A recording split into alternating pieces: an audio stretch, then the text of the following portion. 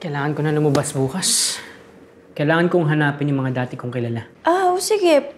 Pwede mong gawin bukas. Hindi mo ako sasamahan? Hindi eh. May exams ako bukas. I can't. Come on!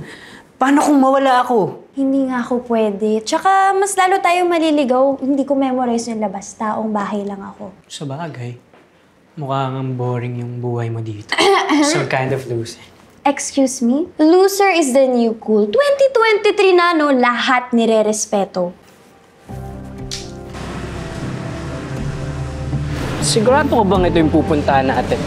Ayun ang sabi ng search engine at dito rin tayo binaba ng hailing app. Hindi naman sila pwede magkamali dahil nakabase sila sa navigation app. Ayan, no? Wow, talagang inasa nyo na lahat dyan sa phone nyo, Ito yung address pero it seems close na. Bakit kaya? Wait, isa-search ko. Ito. Gloom Records closed down in 2008 because of dwindling music sales. Talaga? Yung company record ko yung pinaka-powerful nun, Hindi ko alam.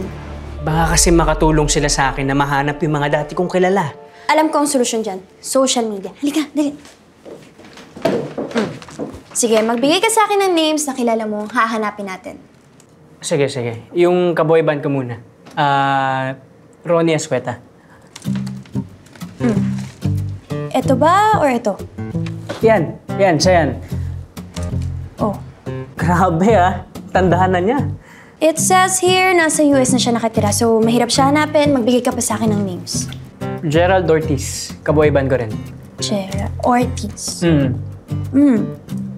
Siya ba?